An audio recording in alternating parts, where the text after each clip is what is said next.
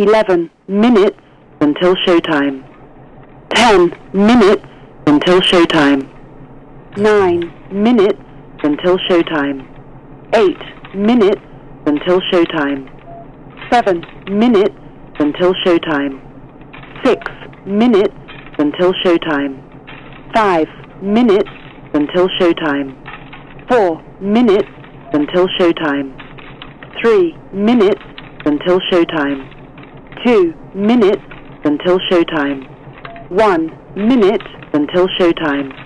Your show will go live in 5 seconds. 4, 3, 2, 1. Check the mic and make sure it sound right, boys. This is a real special treat for me today also. I'm just almost giddy beside myself because today we have a special co-host with us who is a woman that I've known for a very long time. For 31 years, actually. Since 1986, we met.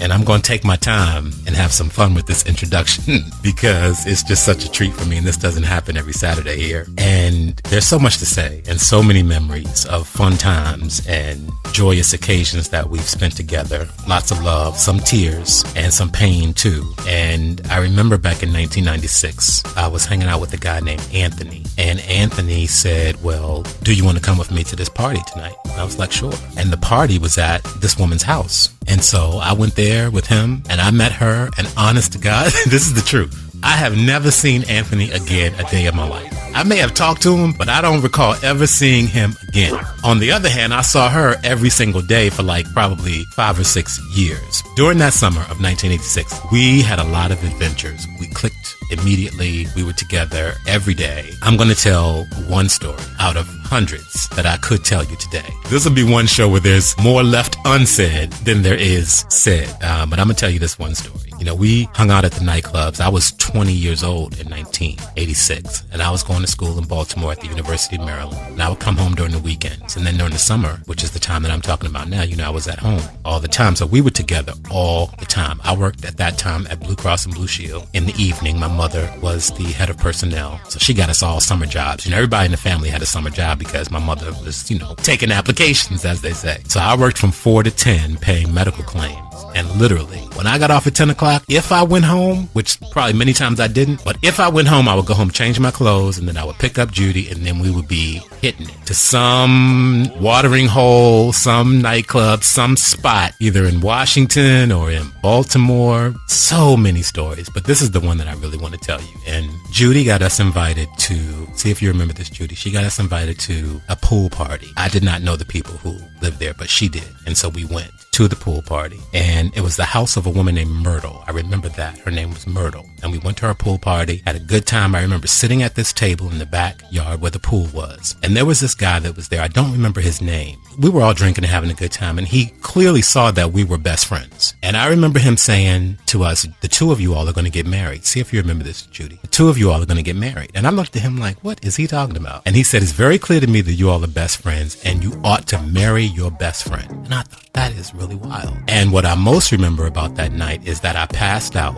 I got so drunk that I passed out on the carpet inside the house in the living room. I think it was the dining room. I passed out on the carpet. And I remember being somebody tapping me, trying to wake me up in the wee hours of the morning. I finally woke up. The party was pretty much empty. They were trying to get me off the floor to get me out of the house. And they finally did. And as we were leaving, Judy, who was wearing these very tall platform sandals, Judy fell down the driveway. It was literally like a tumble down the driveway and scraped her knee. And only by the grace of God did I'm sure we got home that night, but we did. But here's the thing. Shortly after that, I don't remember how long after that it was. Maybe, I don't know how long it was. If that was, I don't know how long it was after, but I was working at the Urban League doing a radio show there. And I was the director of communications. And we had a new board member. And so to celebrate the arrival of this new board member onto the board of the Washington Urban League, she held an event at her house for all of us. And as I was driving to the event, in the back of my mind, I was thinking, I've been in this neighborhood before. I think I know I've been around here before. And then when I pulled up in front of that house, it was the same house that we had gone to that pool party before. And my heart started beating fast and I started sweating. I was like, oh my God, this is the same house. And I walked in and it was the same woman. The new board member was the woman whose house house that I had gotten drunk at and passed out on her floor. And I was praying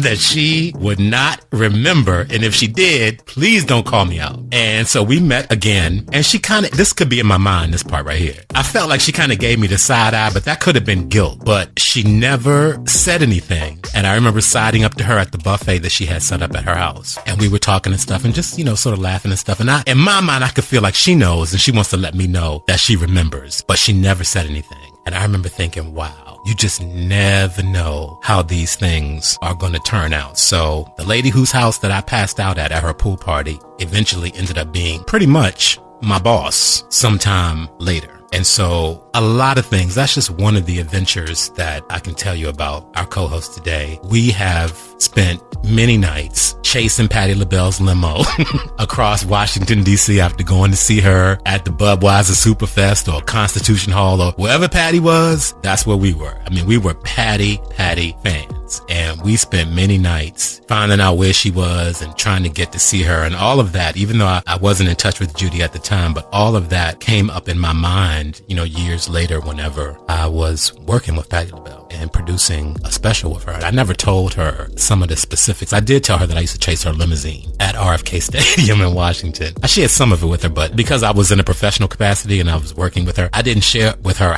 just how much of a geeked out Patti fan I was back in the day. But Judy was there for all of those memories. So I'm going to let it go for there and just welcome on my friend from long time ago. And I'm so happy that you're here today, Ms. Judy Martin Coles. Welcome to you. Hello, Robert. How you doing, sir? Now, I was getting a little antsy there when you was talking about sharing stories. We don't want to share too many of those stories. We don't. It's like in Vegas. What goes on in Vegas stays in Vegas. Yes, Lord. But I do remember that party, Robert, and you never told me that you went back over to that house. Mm-hmm. But we had some very, very interesting times. Yes. And more than one person told us that we should get married. I used to love going down to Ocean City with your family. Yeah. Because I was part of the family. Yes, for sure. Everybody just had their arms wide open to me. Exactly. And it was so tremendous. We had such a good time. Yes, we did. So much fun. So much fun. But the thing is that you have to grow up, okay? Yes. You have to grow up, and that's what we proceeded to do. I think, Robert, the most important thing that I want you to know is this. A long time ago, I spotted success within you. And I always told you, Robert, I want to work for you one day because you're going to be famous. And you have gone on to have an excellent career. I am so proud of you every time I see your name on a television show or something. I mean, you're really one cool dude. Thank you. And Lord. I never will forget all of the wonderful, wonderful times that we shared because it really added to my own growth. Mm-hmm.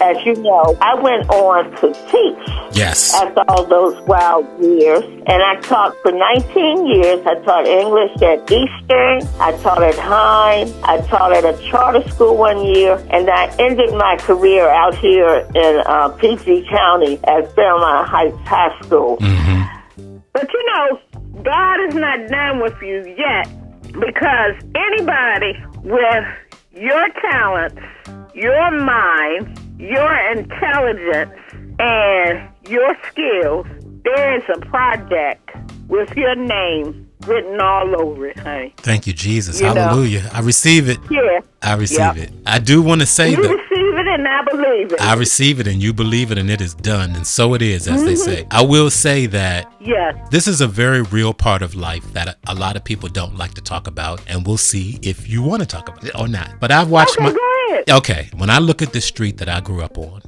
my next door neighbor to the right, Mr. and Mrs. Ferguson, are both gone. Mr. Ferguson died first. He was a colonel in the Army. He died first, and then Mrs. Ferguson died a couple of years ago. And when she died, her daughter was living in the house. Alicia lived in the house with Miss Ferguson, taking care of her. Alicia has been overweight for many years. She's obese, and she's had her own health problems. And when her mother died, she was not able to keep that house. And Okay. living it herself. She had never really gone out into the world, maybe once or twice very briefly, and worked and made a living for herself. So she wasn't in a position to hold on to the house. As a result, she sold the house. She and her 2 siblings sold the house, split whatever those proceeds were. And Alicia had to go live in a nursing home in District Heights, a group home, where she's living now. Okay. I'm at the age where we have to prepare a plan for ourselves of what we're going to do when our parents are gone. I always tell my mother this. The next big milestone in my life is life after them.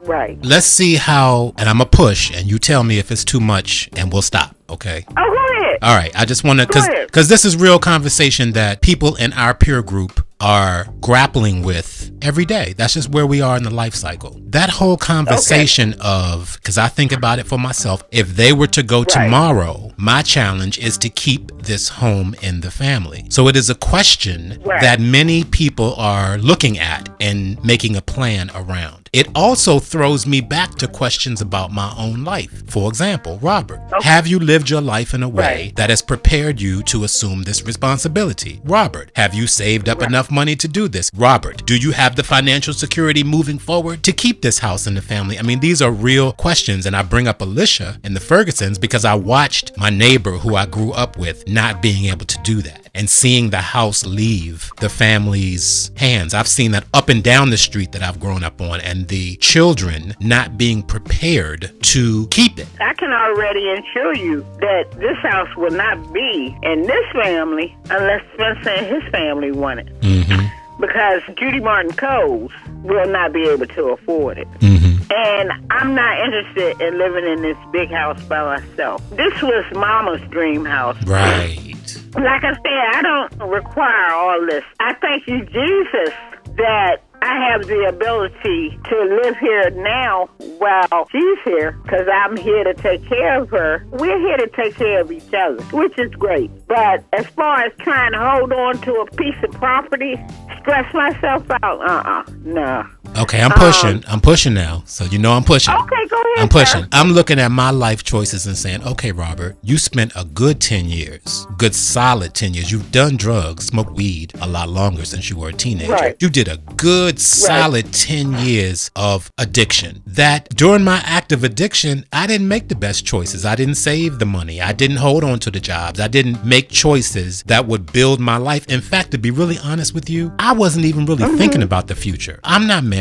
I don't have a partner. I don't have children. What kind of future am I building for myself? Because if I'm honest with you, I didn't even think I would be alive to be an old man. So I didn't even think about it. It wasn't something, especially when I knew you, I really wasn't thinking back then what my life was going to be like as an older man. I'm just saying that part of that midlife crisis for me, if I want to call it that, is looking back over my life and examining some of these milestones and examining some of my choices and saying, Robert, you could have done a better job. Where was I? Why wasn't I even thinking about? Yeah, but don't kick yourself. Don't second guess things. There's nothing that you can do to change what has already transpired. Okay, now that's the response of someone. That's the response of someone who loves me, and I understand that. To me, it's not beating myself up. It's just understanding the root causes of why I am where I am today, and I think that's a valid look back. It's not a beat up. That is a valid look back. That's a valid look back, Judy. That's valid. It's a valid look for you to say, and I'm putting it on you now. This is the push. It's a valid look for you to say, why am I not in a position to take on this house when my mother passes on? That's a valid question. That's not a beat up. I'm not. And the valid answer is because I don't want to. That's my valid answer. Right.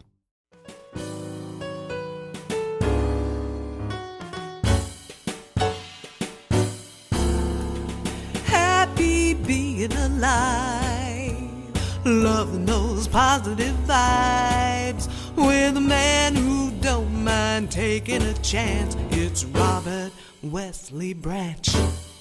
Be well, be encouraged, be inspired every day.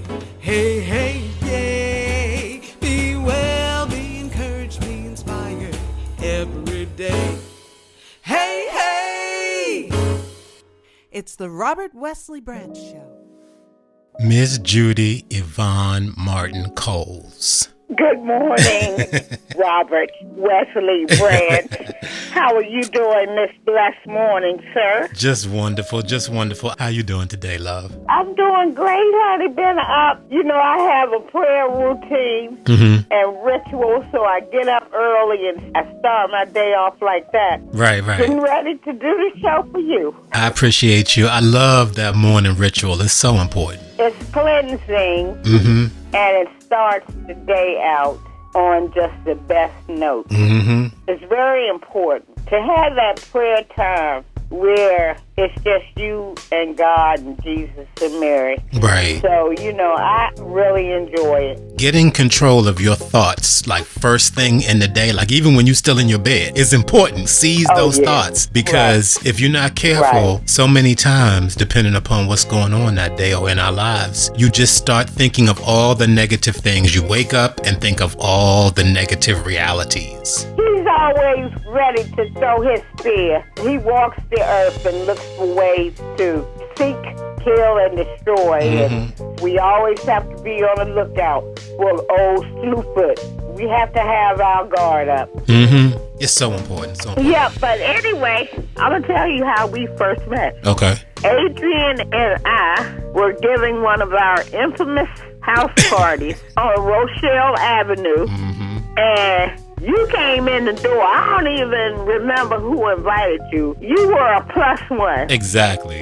Child, you went from being a plus one to being the only one. You know, they were so jealous of you, Robert. Really? Oh, yes. Because you were around the corner. Right. And every time they would call me, I was like, oh, Robert and I are going out. Or they would see us together in Baltimore. Right. Because every time we would go to Baltimore, you were the one driving. Right. And we was in Baltimore, about twice or three times a month. If we didn't go on a Friday, we went on a Saturday.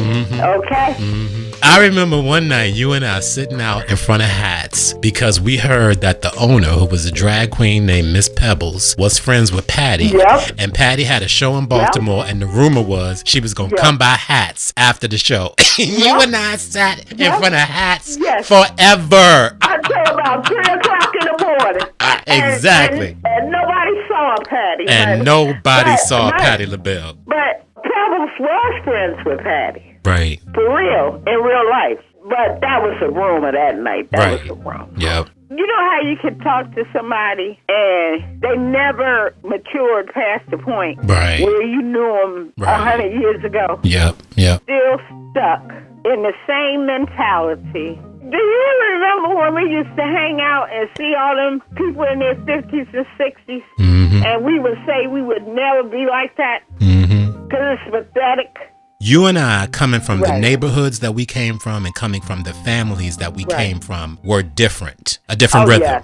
Yeah. Oh, yeah. I know myself specifically. I remember I must have been maybe 19 or 20. No, I was 20 when I met you in 86. So I would say maybe I was 20, 21. It might have been the summer of 86, but I remember standing in the top of, what was it called back then? It was on that corner. Remember that corner? That's it. I remember standing with you upstairs and I was drinking a Heineken, which was my drink of choice at that time. And I remember leaning against that bar, drinking that Heineken and looking at all the way against the wall in front of me, there were these tables. And it reminded me of Cheers, because these same brothers would come every night or every night that I was there and be laughing and joking. And as a 19-year-old looking at that, they might have only been 35, but to me, they represented old men because I'm only 19. Exactly. And I remember looking at those guys and saying to myself, if I don't do nothing else in my life, I will not be that at that age coming in here. And that's a conversation that, yes, you and I did have. Yes. Because we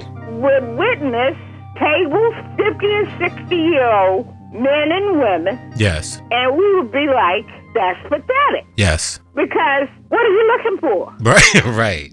I was thinking this morning, when is the last time I actually saw you? And the last time that I remember seeing you, tell me what your memories are, is when you were moving out of a house in District Heights. Remember that day you were moving out of that house? Okay, yes. That was the last time you saw me. It wasn't District Heights, it was Capitol Heights. Capitol Heights, okay. It was off of Old Central Avenue. Okay, Capitol Heights, yep. And I was moving into Walker Mill Hall apartment. Okay. That was when I had left D.C. public schools and I started teaching out here at Fairmont Heights High School. I left D.C. Public Schools in 2004. I went to a charter school for a year, and then I went to Fairmont Heights. Okay. That sounds about right. So that's 18 years ago that we saw each other physically. Yes, Yeah. sir. Okay. Yes, sir. That's too long. You know what saved our lives, Robert, from the death and destruction that we could have ultimately faced? Yes. We had some praying mothers. Mm-hmm. We had some praying mothers, Lord have mercy. Yes. Prayers were being said on our behalf by our mothers. Yes. And Jesus kept us. Right. We both have Virgo mothers. And they have a certain spirit with them, especially about their children. I know that both of our mothers are very proud of us. Right. Because regardless of all the partying we did, you know, we both got sober around the same time. I don't know if you realize that. 2010, I got sober. Yeah. Regardless of all the partying that we did, nobody went to jail. Right. Well, the closest that we came to going to jail, see if you remember this. Remember when Crystal was driving my car that day and she ran into the back? Oh, yeah. You remember that? Yeah. And we were on the side of the road. That's the closest that we came to going to jail. Now, I ain't going to get into the details, but I remember some specific things that you and I did not to go to jail that day. But honey, please don't. Please don't. No, we ain't going down that rabbit hole. No, we don't need to go down no rabbit hole. That was a long time ago. That was over 30 years ago. That was a very long time ago. Yeah. But your point is well taken. It could have been over for us then. As I remember this, it was interesting for me because you met Crystal through me and you all became closer than you and I were. And so you and I sort of faded off and you and Crystal sort of kept it going in your world. So that was interesting as friends. Right. It's just like, and I think his name was Anthony, who I came to your house party with. Anthony, I knew very casually. It was very casual. He said, "What you doing tonight?" I said, "Nothing." He said, "I'm invited to this party." I went with him to the party. I ain't never seen or heard from Anthony again. That was a gateway to meet you. Okay, right. And for you and I to have our story. Our story was a gateway for you to meet Crystal. And then y'all had y'all story, you know? So we're older now and we're looking back on those days, which were very long ago. We're talking about 1990 for me and Crystal. Yeah. I met her in 1985 whenever I moved from the dorms at UMBC up into the apartments, and she was right across the door from me in the apartments. I met Crystal the day I was moving into my apartments in 1985, sophomore year of college. I was moving in. I was blasting Patti LaBelle. I had the windows up. Patti was singing probably New Attitude or Stir It Up or something. Whatever was happening in 1985. And I was blasting it. And Crystal walked in the open door of my apartment and said, "Who is blasting all of that Patti LaBelle in here?" Because she was a Patti fan. And that's how we met. So as I look back on that whole Crystal experience, that was someone that the angel sent for me for college. Like that was the purpose that we had for that period in our lives. And it was good. We had some good times together, but that's what that was for. That wasn't supposed to be somebody who was in my life all of my life. I knew that even then. No. I knew that even then, that she wasn't somebody who was in my life for the duration. But I enjoyed my time with her. Yeah, my story with Crystal ended in the early 90s, and I never heard or saw her again. Yeah. But listen, Robert, another thing is, even when we were in our separate addictions, we were still able to be very successful professionally. Right, that's true. And that wasn't nothing but God. Yeah. Okay? I'm going to be very careful how I talk about this, but I do want to say this. I remember back, and I'm not going to call her name out, but you know who I'm talking about. She had an apartment on Euclid, and you and I would go to her apartment, and we would do things at that apartment. Part of me remembers that as a wonderful time. It's the time in the life cycle of a human being where you're exploring, and you're doing things, and you're carefree, and you're young, and you feel like you're invincible, and you're just out there seeing what life is all about. And you and I had a lot of those times together with this other person that I'm thinking about. And I don't remember feeling I know exactly who you're talking about. Exactly. I remember sitting on the floor with you and that person at that apartment and really having some really good times. And yeah, we were doing some things, but we were learning and growing and experiencing what that period of our life had to offer us. And it was great. I don't remember that as being a bad time for me. And at the same time, you're right. I had good jobs and was doing things and was on the radio and was working for good organizations. I remember you working for Prentice Hall Publishing when I first first met you. Right. You know, and I would go with you to the hill and stuff. So there were two tracks going on is what I'm trying to say. There was a good positive track and there was the underworld. We had a foot in both worlds. We had a foot in both worlds. And we did not let the underworld drag us down. Because, like they say, you've been raised right. Right. We were raised right. And during the time that we were being raised, our heads were always in the book. We were very academic during our school years. Okay, well, on that note, I want you to listen to this, and let's talk about it on the other side. Okay. Buffalo is a very important part of my development. I left when I was about 18 and went to Morgan State as a student those years and was involved in the early communications department there. We did a radio show, and Judy came on the campus, and the rest is history. Right. Now, were you all on the same grade level? Yes, we sat next to each other at the commencement. Wow. Judy worked with me on the radio show, Motivating Forces, and we were quite activists then, if you will. It was during the time of the dismantling of the black colleges, and we became quite engaged in political and cultural activities then. Judy was a brilliant reporter and a correspondent and writer. She helped us tremendously because she was just a scholar on the campus. Wow. But this was 1978, 79, 80. I did meet Adrian Grant several times because Adrian and Judy were roommates. And when Judy and I were hanging out, she had her own apartment. I was still living with my parents. So we often ended up hanging out at her house with Adrian. So I knew Adrian from those days when I was hanging out with Judy. Well, maybe that's where we met. You know, Adrian was there with me, too, at Morgan. Okay. The plot thickens. I think Adrian left a year before us. I think she did. Left a year before us and went on to teach. But we were all family. Judy, Adrian, her brother Tony, and I were roommates.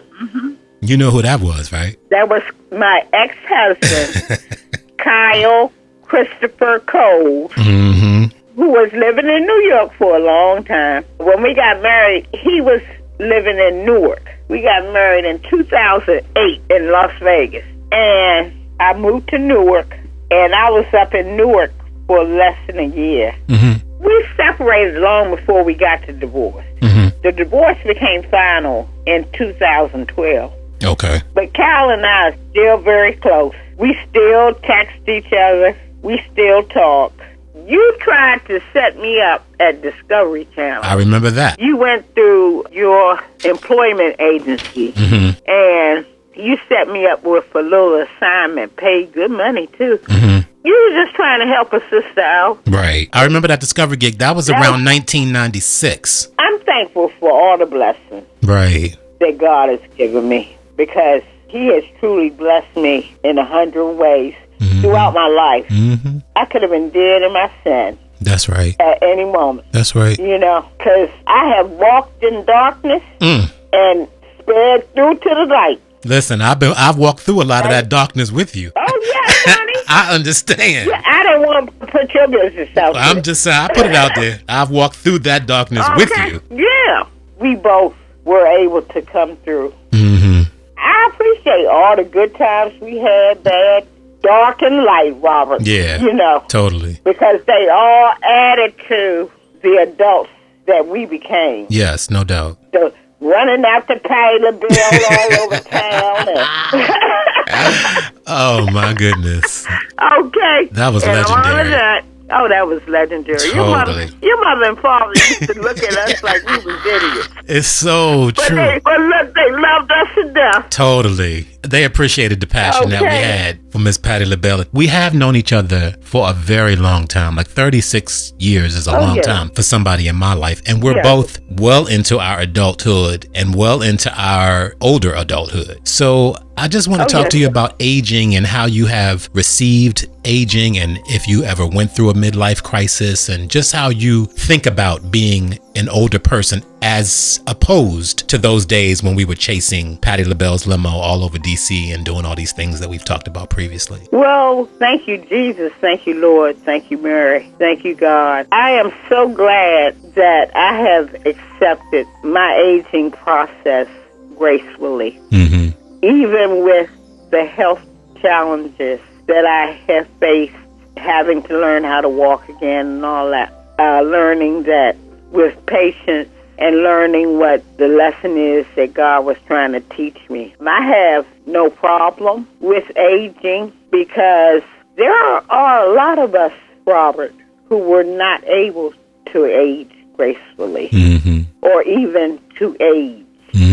There are a lot of us who were not able to age in the light. They left here in the dark.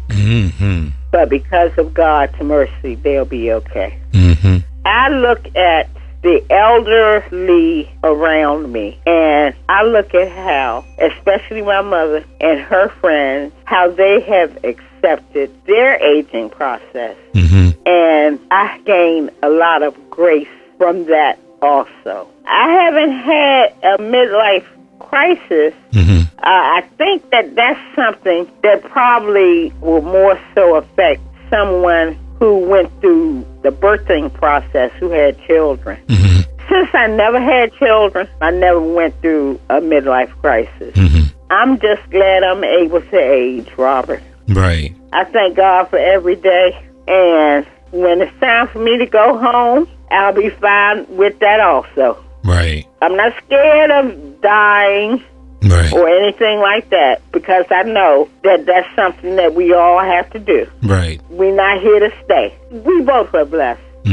Your parents are 87. Yep. My mother will be 86 on August 26th, and we are blessed.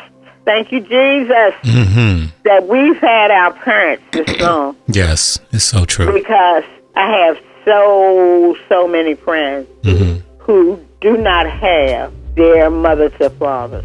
You mentioned not really having a midlife crisis because you tied that more to people who have children. And I was thinking about that when you were talking about it, because I've really been thinking a lot about this lately. The last time I was on a television set with the Yanla when we were finishing up that show, some of the dudes on the younger brothers on the set would start calling me like Uncle Robert. And I was like, it hit me one day like, okay, to them, I'm old. Like, I'm older. So I'm Uncle Robert now. And they said it very respectfully, but it was the first time that I had experienced the younger generation sort of putting me in that space. And well, you have to understand that coming from Teacher Robert, honey, I've been called grandma since I was 40. Right.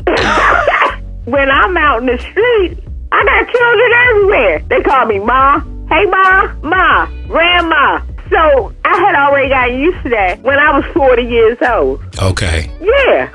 Right. I experience middle age and how potential employers are handling me. It's not like a 20-year-old or a 25-year-old or a 30-year-old. They're looking to see, do they want to make an investment in somebody who's 55? Most of my life, I've always been the youngest one breaking into these circles at the Urban League, moving up the way I did at Discovery. Like, I've always felt like the young Titan. And now it's really not like that. It's the millennials interviewing you. Exactly. And even the ones after them is, I think it's Generation Y, Generation Z. Generation X. Yep, they're even after. So it's really, really interesting in that sense to realize, oh, wow, I've moved forward in the life cycle, in the process. Right. I'm in a different place now than I was then. So I experience a midlife crisis in that sense of being able to clearly see the younger generation who are hungry, just like I was when I was at that age. Right. Okay. In response to that, Robert, I will say this. God has been preparing me for Mama's death since I was 7 years old when my father died.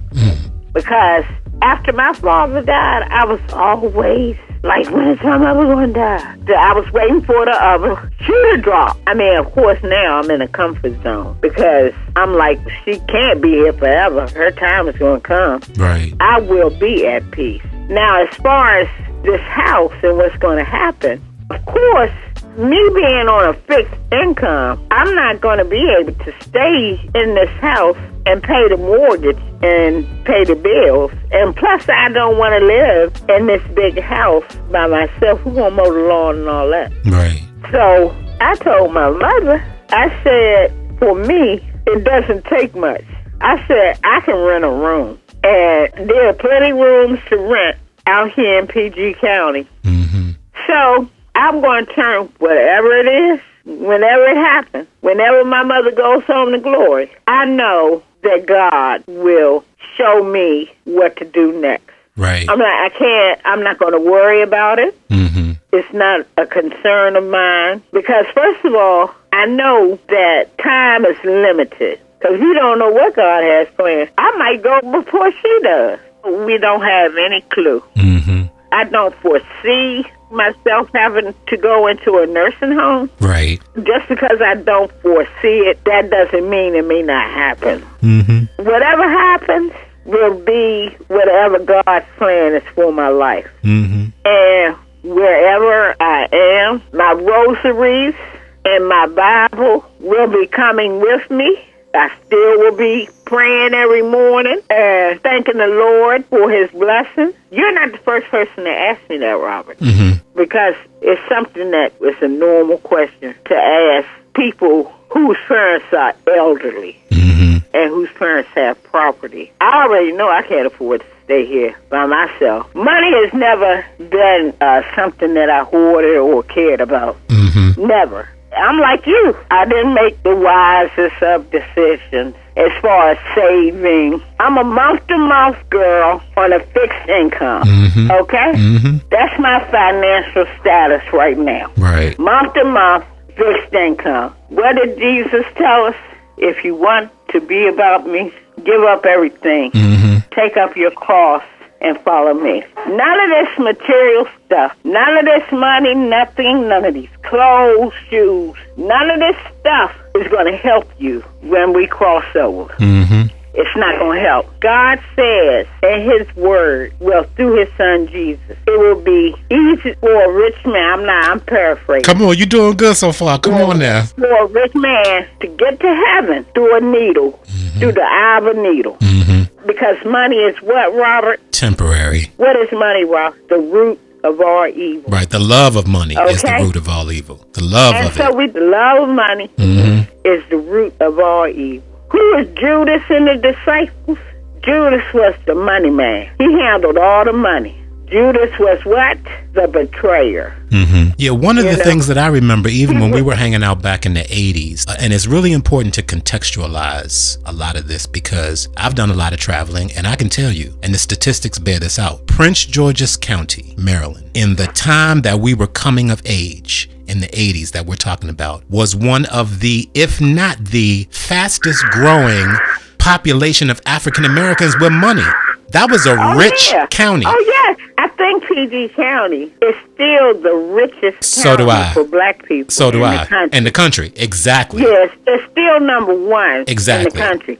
I'm raising that to say that when you and I were out driving around in my Jetta and going here and eating places and buying shrimp and lobster, that's just how we lived. It was just what we were used to. Exactly. It was how we were raised. Exactly. And I understand that you have a concern with what you're going through. You can term it a midlife crisis. I think you're using that term because of the professional situation, not because of any mental situation. I mean, we all get to a place as we mature, where we become outdated. Right, that's true. For myself, I would language it this way, and I see artists doing this. You have to constantly, as a human being, keep evolving with the times. Look at the senior citizens that you know, like the people that are at your mother's age and my mother and father's age, who never learned how to use computers. They let time just pass them all the way by. They didn't continue to evolve with the technology. So that's tricky. Okay, so we're talking about evolution and evolving with technology. I'm gonna try to connect some dots here and you tell me where you are on this. When I listened to Kyle talk about the brilliant scholar on campus that Judy Martin was at Morgan State University in the late 70s, he mentioned Ruth T. Sheffy, who was a professor there. Yeah. And he also mentioned that you were on the Ida B. Wells scholarship or doing some scholarly work around Ida B. Wells. He mentioned in that clip. When you think about that person, because I know that mind, that was part of the attraction for me when I met at your house party that night. Funny, and this mind was there and present. I really was attracted to that. And your work at Prentice Hall. and your years as a teacher, as an educator, now that part of your life is behind you, and as you say, you're on this fixed income with all this time ahead of you, how do you see yourself evolving those talents and those gifts to write and to think? Where's that expression in your life right now? Well, you know what? Okay. Now, Robert, I don't know if I sent you any of the short stories that I wrote when I was in Atlanta. Writing is a gift that comes and goes. God gives you a talent like that. It's not forever. It's not a forever talent. Just as quick as he gives it to you, he takes it away. How am I using my talents now? Robert, I'm enjoying the time that I have with God. I'm enjoying my spiritual growth. I'm enjoying the increase in my faith. I'm enjoying my knowledge of the Word. There are things that are more important. I'm still gaining wisdom, but all of the wisdom and everything that I'm focused on, I'm focused on Him. That's my focus now. Because I don't have to go to work every day, Robert, thank God. Right. Okay? Free at last. Free at last. Thank God Almighty. I'm free at last. Thank you, Jesus, honey. Thank you, Lord. Yes, Lord. I'm so glad that I have a psychiatrist who is helping me, who has helped me so much with my bipolar. I am so thankful and grateful that this weight, this tremendous weight that was on my body and on my legs has come off, and I have the ability to run up and down these flights of stairs. To wash clothes. It's like you do a lot of reading, Robert. And I know that from your podcast. You read a lot of books. I do. That's I love your it. thing. That's my thing. That's my thing. And I admire that about you. I don't have the ability, an English teacher who taught secondary English for over 20 years. That's an ability that I lost. The only book that I'm able to sit down and read is the Bible. That's a good choice, though. You know. That's a good choice. You know what I'm saying? Yeah. I don't have the ability to read anything else. You know, I was an English major. So, you know, especially coming from Morgan State University, honey, they didn't give you but one class to read a book. Okay? You would go to class on Monday, and they would say, have this book read by Wednesday. So, yeah, I was a brilliant scholar, but I didn't have a choice. And being a teacher, of course, I had to continue along that vein because that was something that I wanted to hand down to my students. I don't have to do that anymore, thank you, Jesus. Well, see how you feel about this. See how you feel about this. As an outsider looking in on your life over the past 36 years that I've known you, and we have this in common. That's why I think, and I know, not I think, I know that we've known each other, and I don't even know if you believe in this, but in other lifetimes. Our souls knew each other before they came to this lifetime. Because that's the only thing that explains to me why we just went there so quickly in one night, because we knew each other before. But I do want to say this, that, you know, when you're 55, you lose your train of thought. So I may have just lost my train of thought on a tangent, but let's see if it will come back to me. Where was I going? Oh, honey, I do that too. Yeah, let me suggest this. I would say, as an outsider looking in on your life, that one of your spiritual gifts is and always was to be a communicator. And sometimes you've done that as a reporter. Sometimes you've done that as a radio person. Sometimes you've done that as a school teacher. But your lifelong gift is of communicating. And so even though you don't go into a classroom anymore, social media, you've evolved, because we're talking about evolution and how you evolve. Social media has allowed you to evolve to still have an outlet for the expression of your ideas and communication. And you still are very active with that. So that's how you've evolved it out of the classroom. You've continued to express your ideas in the public space. And I think that's important for you. Do you see that? Yeah. Yes, sir. Yes, sir. And I wholeheartedly agree. Yes. That was a significant point. Yeah. Because I appreciate in that, I see you, it's not in the classroom anymore, but that lifelong gift that God has given you of communication continues. And I would invite you, particularly because you're so into your spiritual studies, which is really what this podcast is all about, to come on anytime and let's talk about these Bible things and spirit things. Because I don't know if you remember, but I'm a lifelong student of the Bible. I love it. It sounds great, Rob. you don't know this, but you are the person who inspired me to read the Bible from Genesis to Revelation. I love it. I read the whole Bible. I've done it twice. Child, my Bible is so beat up and highlighted. And so is mine. Mine too. I write in it. I scribble. I make notes. All that. You know, I style. Every time I read my Bible, I get a new word. Yes. I get some new enlightenment. Exactly. You know, I just don't know where I'd be without it. Me either. And I totally understand that people don't subscribe to it. I get it. I understand that people have gripes with it. I will say this, though. I will stand on this to the day I leave this planet. There is an anointing on those words. And it's more than just what's written there. It's what the Spirit will open up your eyes to as you read it. That's what it is. It ain't just the words on the page. That's just an entry point for the Spirit to speak stuff that ain't on that page and give you deeper wisdom and knowledge of things that are not even on that page. Amen. Ain't too many books that can do that. I'm just saying. So anytime you want to come on and share that wisdom, let's do it, because I am always going to be that person in your life who is inviting you to continue doing what God gave you to do. Like, I want to be that guy in your life, you know, that says, Thank you. Let's push, because Thank you. What Kyle said was very important. And I give that brother props for the love that he gave you in that clip. He's a blessing in your life because he's somebody that sees you and has always seen you for who you really are. Not everybody sees us, Judy. Yes.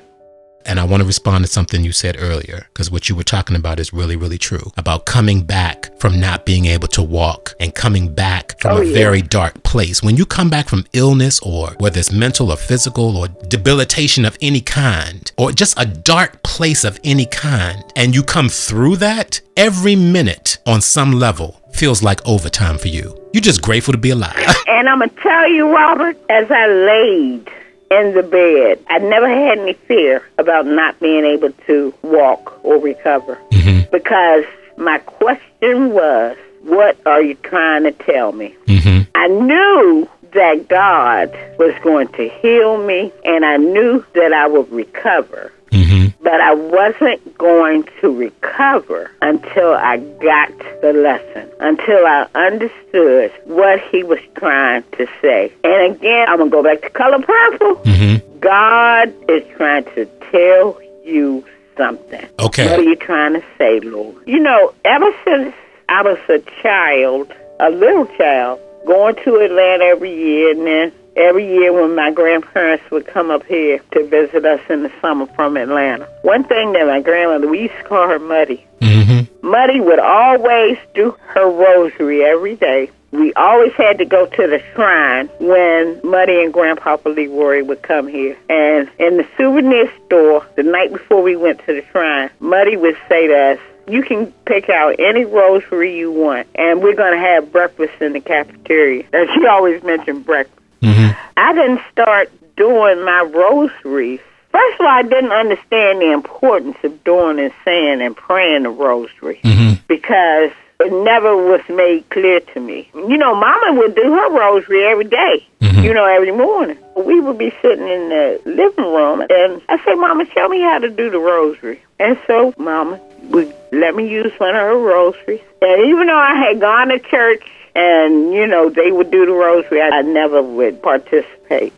And after I started praying that rosary, Robert, it seemed like God changed my whole life and my whole heart. I'm not trying to influence anybody else's religion or faith or belief. This is what worked for me as a Catholic. Right. Okay? I'm not saying that, you know, if you don't say a rosary, your life won't be blessed. Please don't take it that way. I'm just saying that for me, it has been a true blessing. Now, everybody I know knows that I'm bipolar.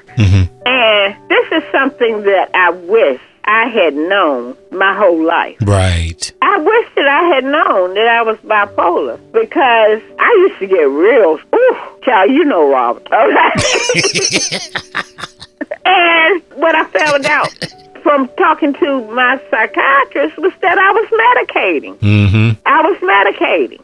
So all that liquor and all them drugs I was doing all them years could have been avoided. Right. But the thing is that the good thing is that I didn't die as a result. Exactly. Of doing all that, acting a fool like that. Because I thought I was having fun. Well, let me just And for me, let me slow it down right there, go just ahead. real quick, because you've said a lot. Just Okay. to the place that you brought us of, I'm glad I didn't die. I've shared this before, but never with you. So I would like to share this. You've inspired me to share this. I'm testifying now, if you will. This is what the deal was. I remember one night I lived in Bethesda for 16 years while I was working for Discovery Channel. I love that apartment. Yeah, I was up there one night. It was the wee hours of the morning, and I was as high as I could be, to the point where I thought I was having a heart attack or a stroke. So I opened up the balcony door and went and stood outside and just let the air beat all over my body and my face and just try to calm my heart rate down and just breathe is what I was trying to do out there on the balcony. And the Holy Spirit spoke to me as if it was as clear as a bell ringing. Why are you trying to kill yourself? Right. Like the angels just came and showed up right in front of me and said, why are you trying to kill yourself? And at that moment, there was a point of clarity that came to me, and I asked myself, why am I trying to kill myself? And the angel said, what has gone so wrong in your life that you are trying to kill yourself? And I thought to myself, oh my God, I heard that in a way that I've never heard that before. And I became conscious that I was trying to kill myself, not consciously, but just the self-medicating that you talked about could have been toxic and overdose at any moment. How many overdoses do we see on the news every day? I was doing that for 10 years. Any one of those could have been me. Listen, Robert, I was to that same place, except I went a step ahead of you, and I really wanted to take my own life. And I wanted to take my own life. And I said to God, I don't want the devil to win. I said, I remember, I don't know if I heard a priest say it. I don't remember where I heard these words from. But I knew someone had said to me at one time, if you say, God, help me, you will get the help that you need. Do you know the next morning, my mother, the apartment manager, the fireman, and the police were at my apartment door. God sent me the help that I needed. Praise God. Okay?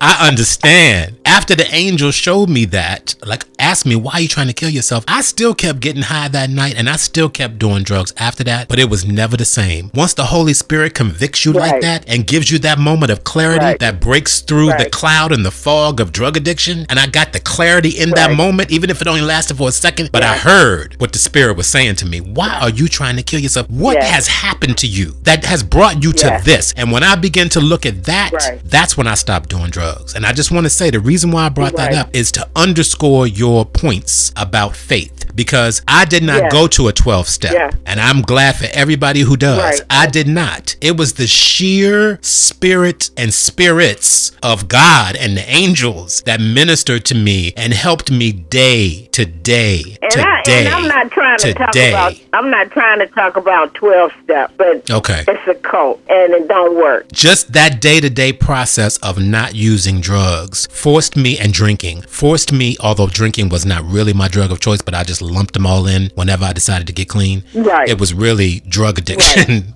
Took me over the top. But just that day-to-day process and work of not doing it, it forced me to sit there on my apartment floor and deal with, as Michael Jackson sang, the man in the mirror. And that was hard, and it hurt, and it caused a lot of tears. And I had to sit there unmedicated and look at the damage and the wreckage that I had caused in my life, all the family meetings that I didn't go to because I was too high to get out the bathroom, all the love that I missed and the holidays I missed, and just being absent from my own life and from other people's lives who love me, who wonder where I was. What was I doing? Where was I? Why wasn't I where I was supposed to be or wanted to be and needed to be? So just looking at the damage of all that, it was very instructive and very humbling. And the fight back from that, I can tell you that that was the fight of my life, coming back from that. And a lot of people don't make it back from that. A lot of people don't make it back from that. So when I hear the whine and sing, millions didn't make it, but I was one of the ones who did, I know what they're talking about. I know what they're talking about. Jesus. Yes, I know what they're talking about. So I'm just grateful to have made it through that. And yet, that wasn't the only hurdle that I've had in my life. I've had others since then. Okay, come on now. I'm just having a real conversation with you. We made it through the darkness. Come on now. Made it through the darkness. That was one of them. Lord. But there were some other Red Seas that had to be crossed. I identify with reaching that dark place and having to come back from that. And so when you come back from that every day on some level, it just feels like overtime, because I remember how dark that darkness was. Oh, yeah. So even though there are problems and stuff now, things that we've talked about in this conversation that are still things I ponder and look at every day, none of it, if it's not life-threatening, none of it is going to rise to the level of me beating myself up or punishing myself or driving me to self-destructive behaviors like I was doing all those years with my drug addiction. Thank you. Thank you, Lord. Thank you. Thank you. Because now I know how to process it and deal with it in a way without trying to kill myself in the process of living. Right. Earlier, I played for you some audio from an interview that I did with Kyle Coles 5 years ago. I want to pick up by playing some more audio from that same interview and take you back down memory lane and see if you remember this. And then we'll talk about it on the other side. We followed each other around in Baltimore, apartment-wise. I went out first, and they followed and took that apartment, or we built that bubble. But 10 years later, we were in Atlanta, living in Atlanta, trying to catch the boom. Okay, now let's see if you know this, Mr. Kyle Coles. Let's see if you know this. In 1993, Judy and I packed up all of our stuff, and I rented a van, and we put all our stuff in that van, and we drove all night long to Atlanta, where we were going to move. I had picked out an apartment just all online and over the computer. I had picked out an apartment, put down a deposit, got the phone number, everything, and we drove down there all night long. We got to Atlanta in the wee hours of the morning, got to the apartment building before they even opened, and they had already given me, what unit was going to be ours. And so while we were waiting for the apartment complex to open, we walked over and went into the apartment, walked up to the door. The door was open. It was filthy in there. It was as if a nuclear bomb had gone off. And I looked at Judy and I said, I can't live here. I'm sorry. I cannot live here. But when the apartment complex opened, they said, oh, no worries. We'll clean it all up and get it all ready for you. And I was like, I can't live here. But Judy stayed. Judy stayed.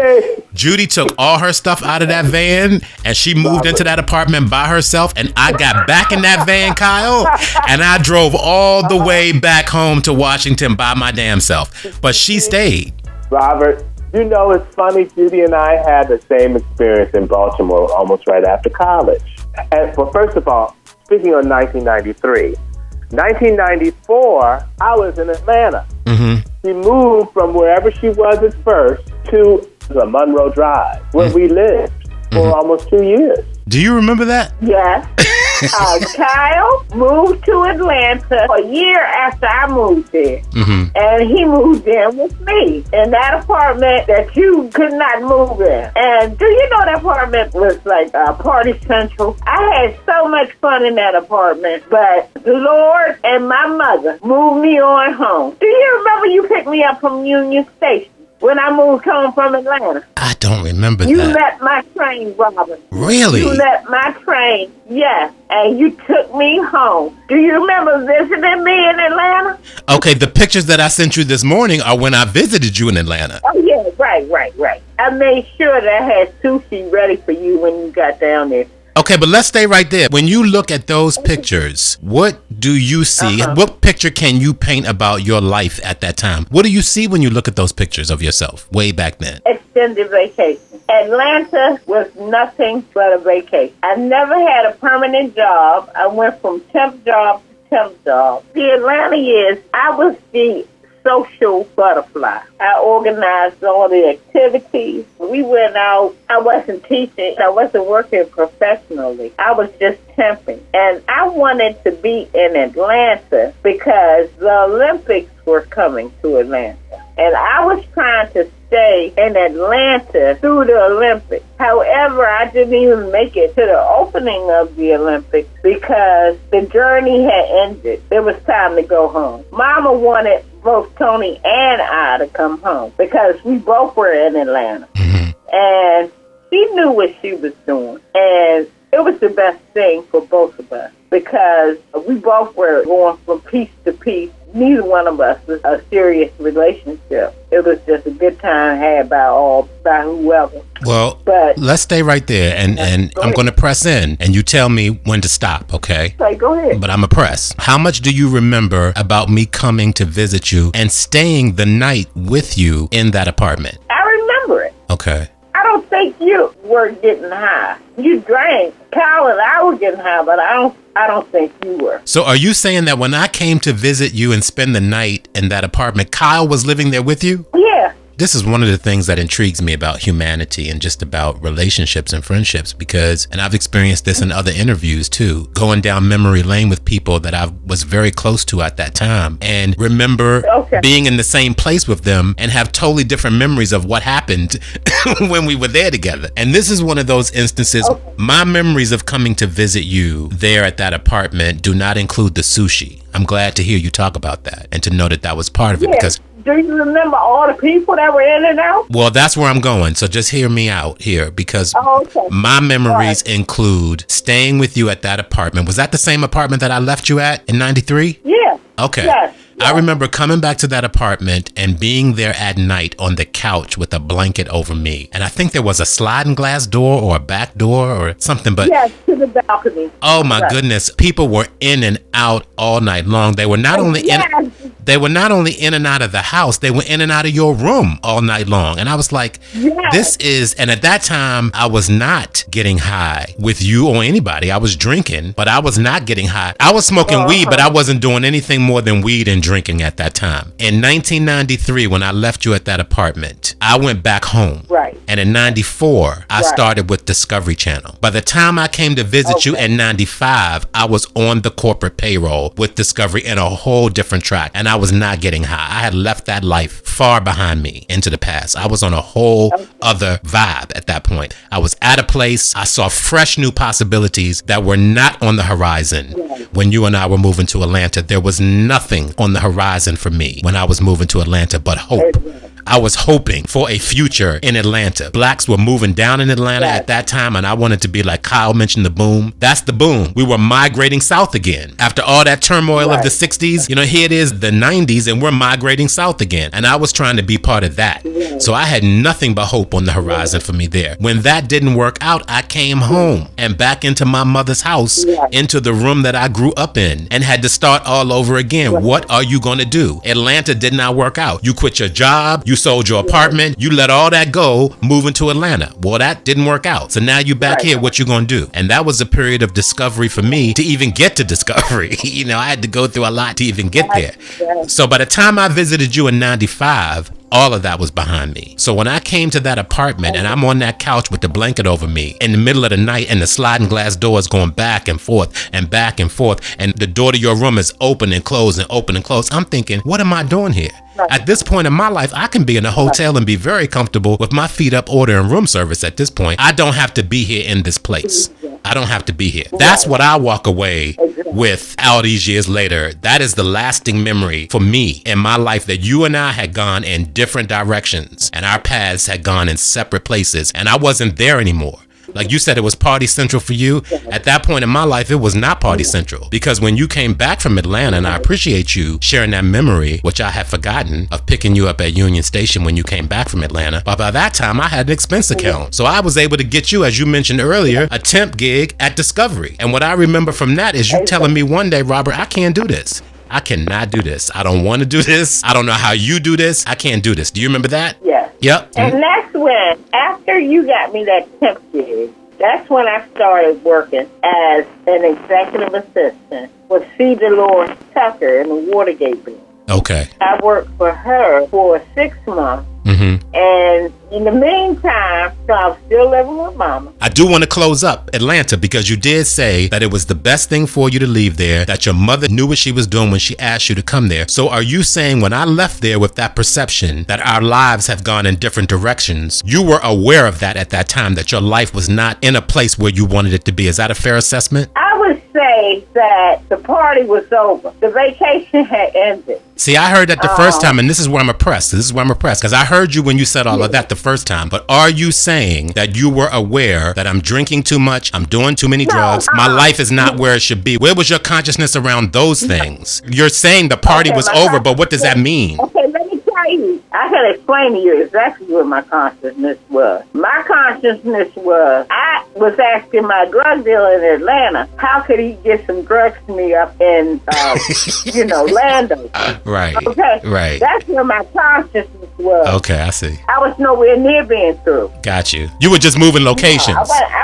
You were just moving locations. Yeah, I was just moving locations. Right. I had to get reacclimated. Yep. And, resituated. I totally get it. To a new dealer who was going, deliver like I was used to. Because I never went on the street to find nothing. Neither did I. I always had a drug. Me too. Yeah, he'd knock on my door, ring my bell, ask to get buzzed up, all of that. Yeah. And let me tell you something else. All of my drug dealers called me Miss Judy. Right. Okay? They all call me Miss Judy. Miss Judy. They would put my groceries away for me. They would take me wherever I had to go. And well, I have to say, at that point, that was one of the moments when I knew I needed to get clean. When the drug dealer turns to me and says, you know what, Robbie D? That's what the last drug dealer will call me, Robbie D. You know what, Robbie D? I really got to say that my kids have a better life because of you. I really look up to you, man. And I thought, wow, if this drug dealer is looking up to me for this behavior, I got to get my shit together. This is not what I want to be looked up to for. You know what made me stop is my last drug dealer said to me, I wish my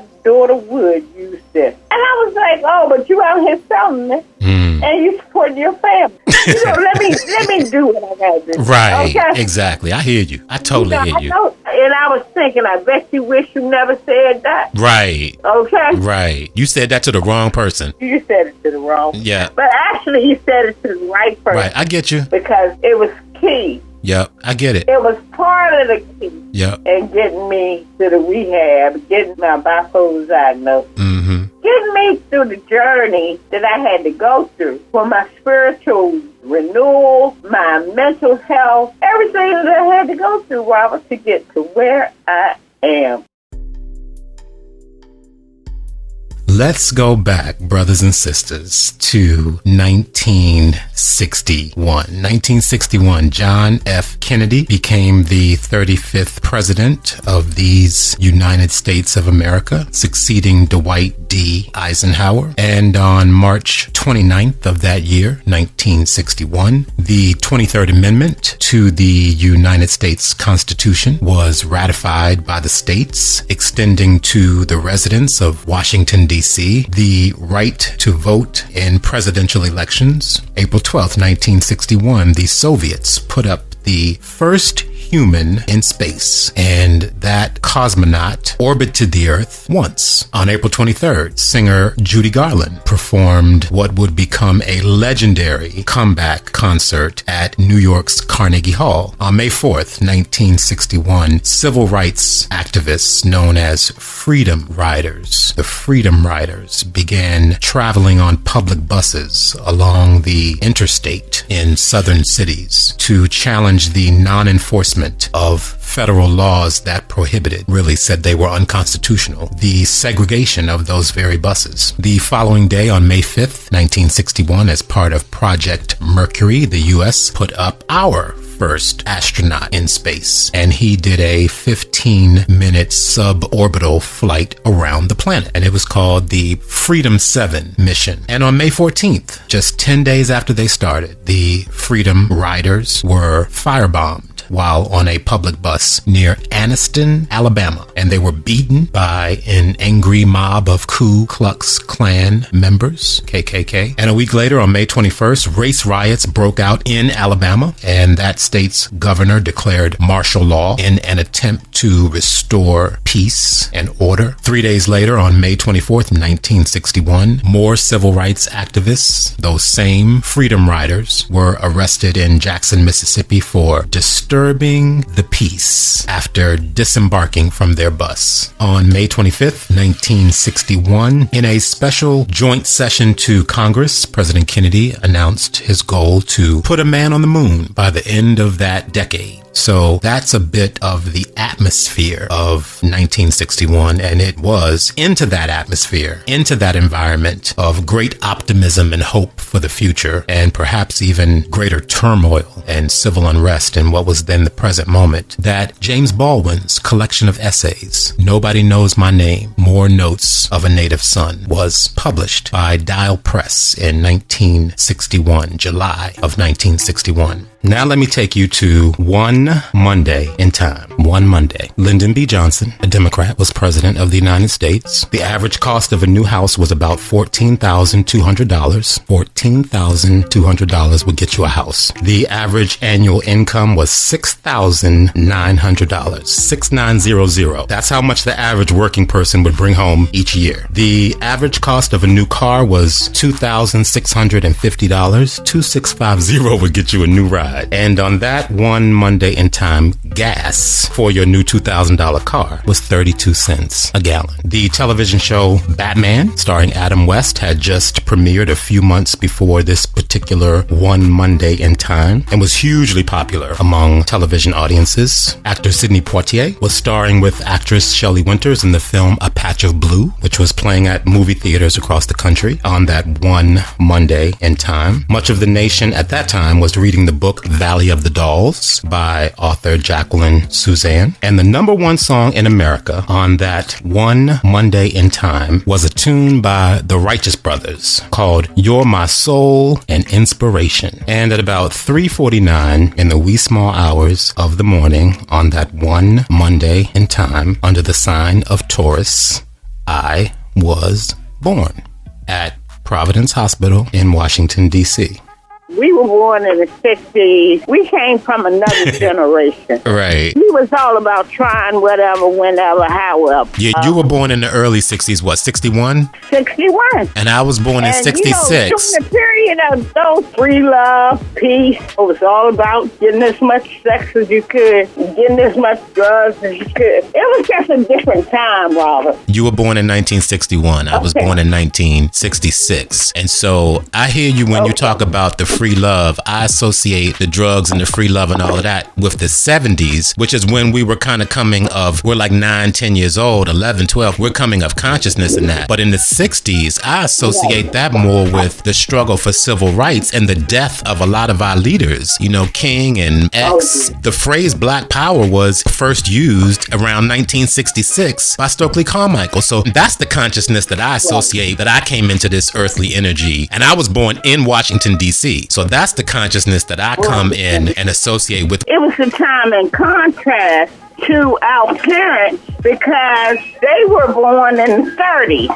And your parents were born in Pittsburgh. My roots go down to Atlanta. My father was from Aiken, South Carolina. Mm-hmm. I remember my father that died when I was 7. I remember my father and mother taking us down to the Poor People's Campaign in D.C. It was the Poor People's Campaign on the Mall. Mm-hmm. And they had all of these black people in tents. These people were hungry and they were dirty. And Martin Luther King was trying to get them some help. Mm-hmm. This is when a lot of legislation passed on the Hill. This was the late 60s. You were probably like 1 or 2. Yeah. And Tony and I, my brother Tony, and I, we were like, Daddy, why are these people down here sleeping in tents? They don't have any water to wash. Mm-hmm. They don't have any food. And my father told us, he said, not everybody has it as good as you do. Mm-hmm. And the reason why he took us down there was to make us understand and not think that everybody lived the type of life that we do. And I mean, not that we were rich or anything, Robert, don't get me wrong. We were just middle class. Mm-hmm. The understanding was that there were poor people out here who didn't have bread. Right. Who were suffering. Was that your biological father you said was from Aiken, South Carolina? Yes, that was my biological father. And what was his first name? Aiken Booker. Booker. Booker. Booker Tillman, Tildhman. I love it. Martin. And my nephew, Spencer, his middle name is Tillman, after my father. I love it. That's very important. Thank God that happened, that he's carrying that name from Mr. Booker Tillman Martin. Yeah, that is a beautiful thing. I love it. I carry my grandfather's name, Wesley, and his father's name was Wesley. So Otto Wesley is my mother's father, and John Wesley is his father. And John Wesley comes from the Methodist faith. So that's how the Wesley name came, because the Wesleys started the Methodist faith. So that's very important. So with your parents coming from the South to the North, their migration was from the South, from Georgia to Prince George or to Washington area. You tell me. When they came from Georgia, did they come right to PG County, or did they come to Washington? My mother and father, the reason why they landed in D.C. was to attend Howard University. Okay. My mother, I think the year was 1953 that she entered Howard. And then my father transferred into Howard. When they were at Howard, my mother was pledged in Alpha Kappa Alpha Chapter, and she was online with her line sister. And my father was the dean of pledges for Alpha Phi Alpha fraternity, the fraternity which Martin Luther King belonged to. So when he spotted my mother online, he sent one of his pledgees over to invite her out on a date with him. And so that's how they started going out. After they graduated from Howard, they moved back down to Atlanta. Okay. And they got married and had Tony. And Mama started teaching. Daddy got this job working in this shoe store. We were living on D Street in Southeast. And my father was the first black store manager. DC used to have this shoe store called Red Cross Shoes downtown on F Street. And he was the manager in Atlanta. Our family, we began our lives in Atlanta. And so he moved on up to manager. They offered him the position of store manager downtown on F Street at Red Cross Shoes. And what year was that? I was 7. So the year that Martin Luther King died. 1968. It was 68. Okay. I was 7 years old. Tony was 8 years old. Tony and I had to go to bed at a certain time. We had to be in the bed to sleep by 8:30. So in the bed, whether you sleep or not, Mama put us to bed at 8:30. So a lot of times when Daddy would get home, we would already be asleep and he wouldn't wake us up. One night, in the middle of the night, my Uncle Jay, who was like his brother, who was a reverend, a Baptist reverend, and this man was like 6'6", 6'7", with a booming voice. And so he woke us up in the middle of the night one night. And we were like, Uncle Jay, where's Vita and Walter? Vita and Walter were our cousins, Uncle Jay's children. So Uncle Jay didn't say anything. So we were like, where's Mama and Daddy? So, Tony and I, we just having fun. We didn't know what the deal was. They lived close to us. They lived on Minnesota Avenue, which was not far from where we lived on D Street. So we walked down to their apartment on Minnesota Avenue, and Vita and Walter were wide awake, so all of us started playing. When we got there, my Aunt Nett and Uncle Bob, my Aunt Nett was my father's sister, and Aunt Ruth was Uncle Jay's wife. They were all sitting around the dining room table. Nobody would answer our questions. They would not answer our questions about where our parents were. So the next morning, Mama comes back into the bedroom and she says, I have something to tell you. We were like, what do you have to tell us, Mama? Just tell us. And she said, your father is dead. And we were like, Mama, just stop lying. Where is Daddy? Why are you talking about Daddy is dead? And so she said he was in a car accident. This is what happened, Robert. There was a tree on the corner of the street where we lived and the street that he was turning on.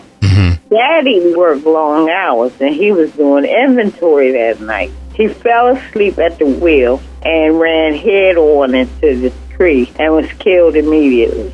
He would always bring toys and stuff home for me and Tony. And he had a whole back seat full of stuff for Tony and I. So our first instance of death was as small children, 7 and 8 years old. I can't tell you how it affected Tony. Right. Because he never expressed this thought. But the way that it affected me was that I was mad at God for years. Because this was during a time when everybody in the black community, especially at Catholic school, I went to a Catholic school, Our Lady Queen of Peace. Well, we both did. And Mama taught at this school. And this was the time when everybody in the black community, or everybody that I knew, had a mother and a father. So it was not normal for single-parent households like we were thrust into as a result of my father's death. After my father was killed like that, I was so mad at God. And so I expressed my anger one day. I was in the 5th grade. Now, this was 4 years later. And I was at a different Catholic school. I was at St. Francis Xavier on Pennsylvania Avenue. And I expressed my anger one day. And the class was talking about God. And I remember yelling out so loud, "There is no such thing as God." Everybody in that class jumped on me. "What do you mean there's no God? How do you think we have creeds? How do you think we have this, that, and the other?" And so I guess the teacher, she wasn't a nun, she was just a teacher. I guess the teacher told Mama what I said. And so then that's when Mama expressed that when my father was killed, she should have immediately put Tony and I in counseling. Every now and then, she would still say that, especially during my periods of addiction. She said, "I knew I should have put you in counseling a long time ago." And I appreciate you talking about in such beautiful detail, remembering your biological father's death in such a tragic manner. I appreciate you sharing that. That was a very tender moment to hear all of those details, which I have never heard before in all of the years that I've known you. So I appreciate that. The other memory that I have of you telling me, and I don't know if this is true or not, but this is what stays with me from 1986 when I met you. A story that you bought a car and drove it off the lot and had an accident and then never drove again. This was after I graduated from Morgan. 4 or 5 different people tried to teach me how to drive, including Calvin McKenzie. Calvin McKenzie ended up paying a driving school. Right. When the owner of the driving school took me to get my driving test, because back then they just taught you the little test, and you didn't have to go on the road or anything. All you had to do was pass the little geographical test they had set up on the parking lot. So before he took me to get my actual license, I was taking the driving test. He said one thing that stuck with me forever. He said, "You know, Judy, some people are born to drive, and some people are born to be driven." He said, "You are born to be driven." And I was like, right? I looked at him like, what? Isn't that the most beautiful way of saying that you are not a good driver? Like, that is a beautiful way to put that. Exactly. Beautiful way to put it. This is what happened. My mother was teaching, and one of her colleagues was selling a used car. It was a boat. I mean, that thing was so huge. It was a big blue. I don't even know what kind of car it was. It was old, though. She was selling it for $300. So Mama said, so-and-so is selling this car. This was in 1985. She said, "Why don't you go over to her apartment and take a look at it?" So I went over to her apartment and looked at the car. I had the cash on me. And so we signed the papers and everything. She signed the car over to me. I gave her the cash. She gave me the key. And she said, "Oh, you going to drive the car home?" I had one of my line sisters in the car. And Sherry said, "Judy, why don't you let me drive the car since you haven't driven in so long?" At that point in time, I hadn't driven in years. Child, I got behind the wheel of that car, Robert. That car started going backwards and I didn't know what to do. She said, "Stop the car, stop the car." Instead of hitting the brake, Robert, I hit the gas pedal. Slammed into a parked car that was on the apartment complex parking lot. And it was an older couple. And they ran out, "Look at what you did to our car. Look at what you did." Fortunately, I had insurance before I bought the car. So the insurance company took care of everything, and I didn't have a problem.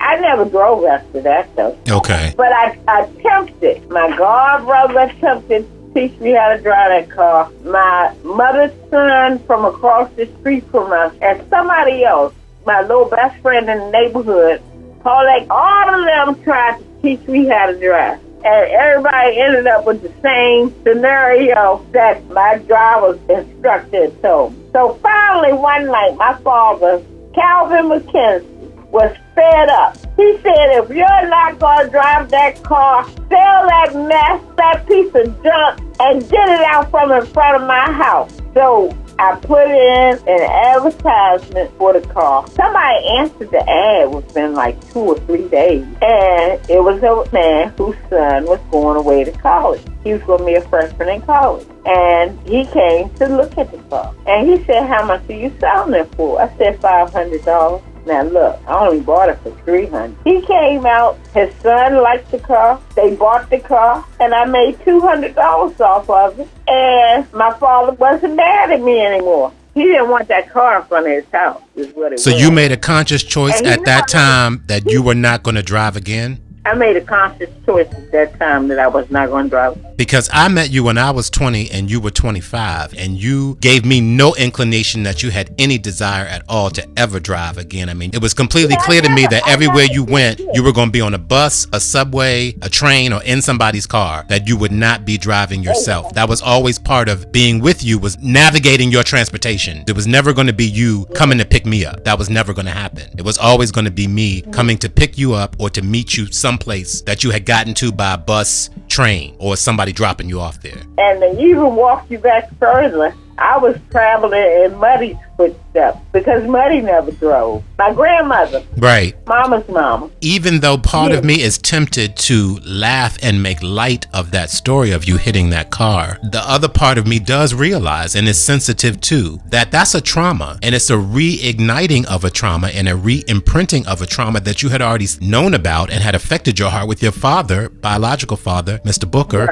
dying the way he did in the car. So that was a trauma that was already in you, that was re-traumatized when you hit the car yourself. And God only knows how that was affecting the seed that would eventually grow into what became bipolar disorder for you. God only knows how those traumas went into that brain and what that brain did with those traumas over the years. Some of the things that you've talked about that happened in your life after, I don't think can be completely divorced from these very early traumas that you experienced in your life. No, and that's why, and I'm going to reiterate Mama's statement that we should have had counseling immediately after my father's death. But see, back then, it wasn't an option. Therapy and all of that, especially in the black community, you just dealt with whatever trauma you had to deal with, however you had to deal with. Yeah, if I may be more plain spoken, just to really put it on the table, therapy was for white folks back then. That wasn't even a possibility for us. Nobody went to therapy. You didn't go to therapy. No. You sat at that kitchen table with a bottle of vodka or some brown liquor and some reefer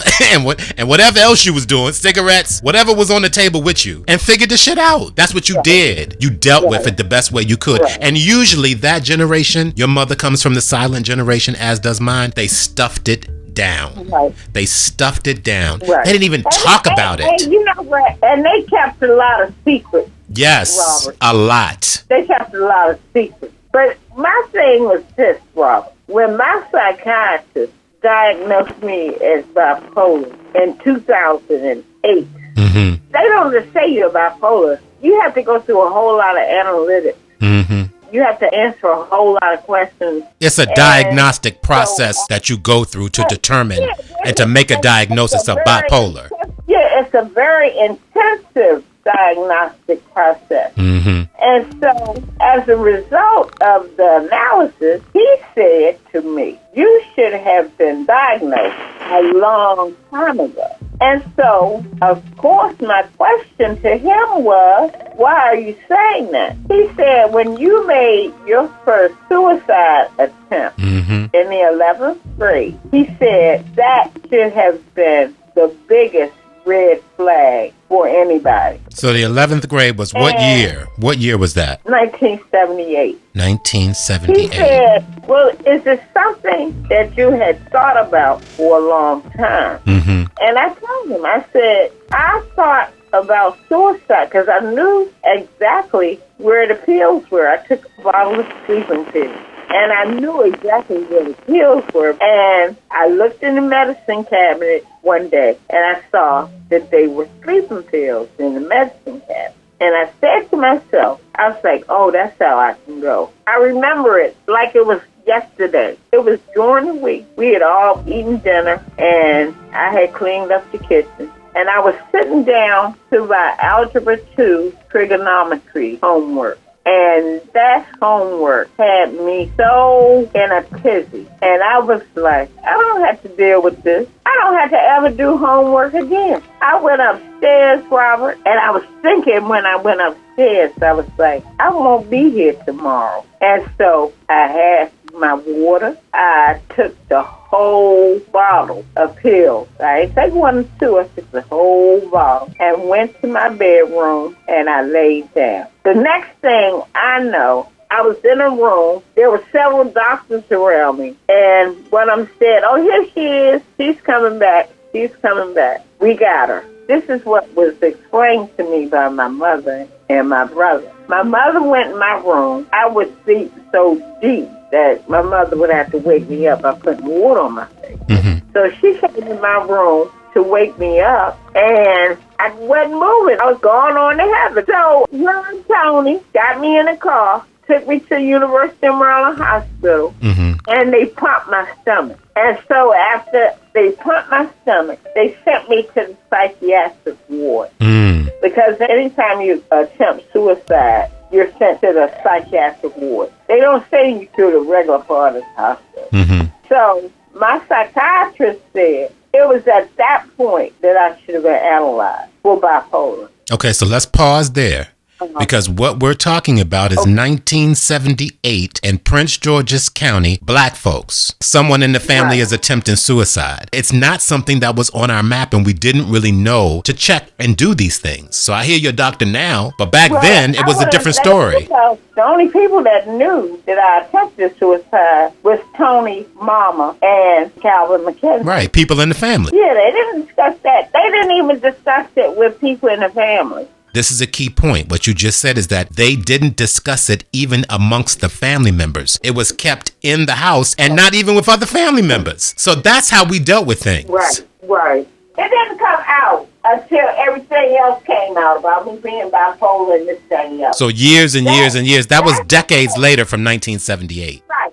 Yeah. So that was a family secret, a silent agreement that was kept within that household on Rolling Ridge Drive in Sea Pleasant, Maryland. It was kept in that house. Then there became a period, mid-80s, we start talking about things. Then the 90s came. We're hearing about more things. This era of openness continues where we become more conscious about these things. And then 25, 30 years later, it can all come out and be openly discussed. But I just want to underscore that that was a family secret that was kept for many decades. And all of our families have those. We all have them. That's trauma. Right. That's how we deal with trauma. We stuff it down. We don't talk about it. We act like it doesn't exist. And what you see is not us talking about it. What you see is us drinking or smoking or doing drugs or acting out. That's how you see us dealing. You see all these symptoms, but we never get to the root of the trauma that's causing these symptoms. Never. Especially at that time. Now, this is a different era. We're much more open to things. But we're talking again about 1978. My favorite poem in the whole world is by a man named Paul Laurence Dunbar. He wrote a poem called We Wear the Mask. Paul Laurence Dunbar, We Wear the Mask. And that is my favorite poem ever. Paul Laurence Dunbar was written in the late 1800s. I'm going to read it for you real quick. We wear the mask. We wear the mask that grins and lies. It hides our cheeks and shades our eyes. This debt we pay to human guile. With torn and bleeding hearts, we smile and mouth with myriad subtleties. Why should the world be overwise in counting all our tears and sighs? Nay, let them only see us while we wear the mask. We smile, but O great Christ, our cries to thee from tortured souls arise. We sing, but oh, the clay is vile beneath our feet, and long the mile. But let the world dream otherwise. We wear the mask. Paul Laurence Dunbar.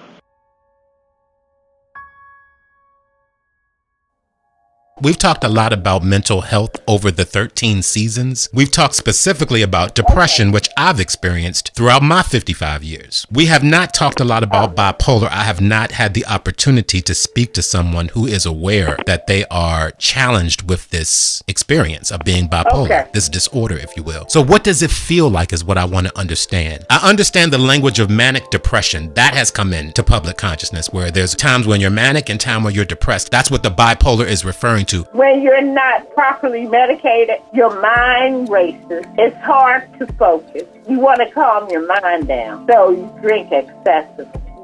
Now, because they have finally, after an 8-year journey, it takes a long time to figure out the correct medication for your body chemistry. When you get on the right medication, your brain functions just like anybody else's. Now, the manic part is this.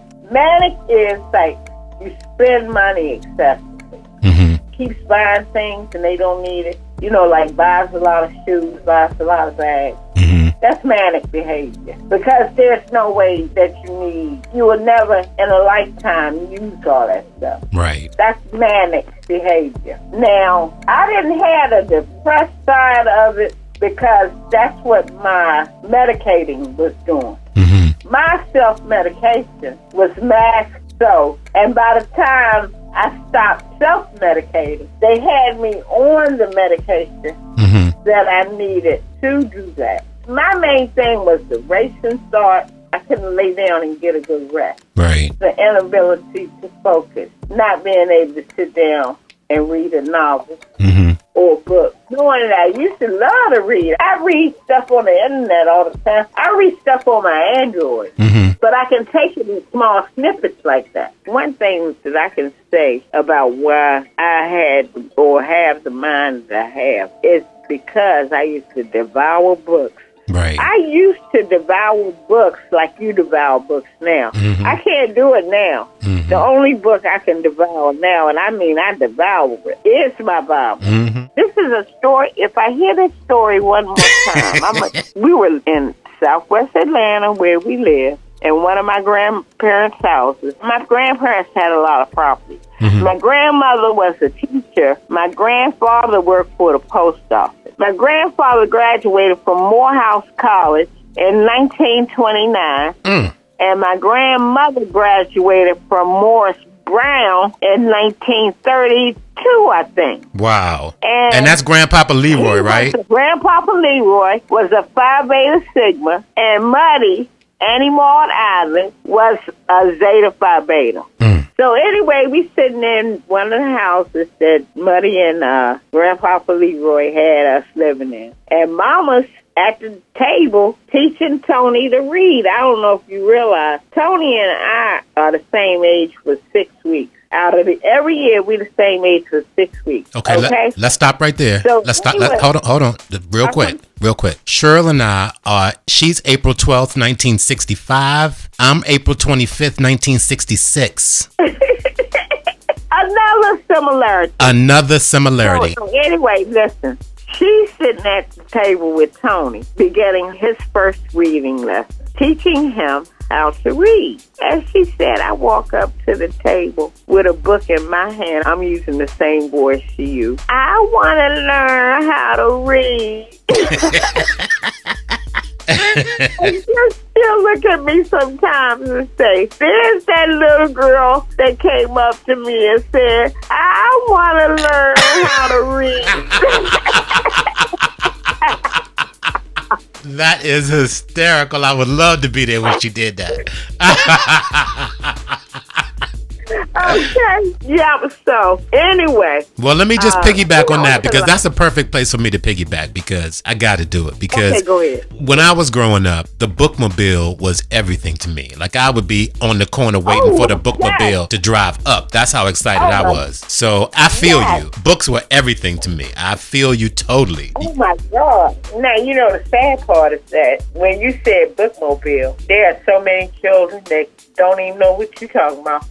Can't even relate. Yeah, that hurts. But that hurts. Yeah. So anyway, my mother had practice letting us choose every weekend what we were going to do, where we were going. And it had to be something cultural, or it had to be the library. Like, we could go to the Kennedy Center, we could go to the Children's Museum, we could go to any of the museums on the mall, the zoo, or the library. We would go to the library about twice a month. Mm-hmm. And she would put this one restriction on us. She said, you can only take out as many books as you can carry. Child, Tony and I would be looking in that house or apartment or wherever we live for the biggest bag that we could find. And I would fill that bag up, Robert. Mm-hmm. I know. And I'm going to tell you, the way that I devoured books, and I told you my mother would put us to bed. We had a bedtime, but I had a flashlight.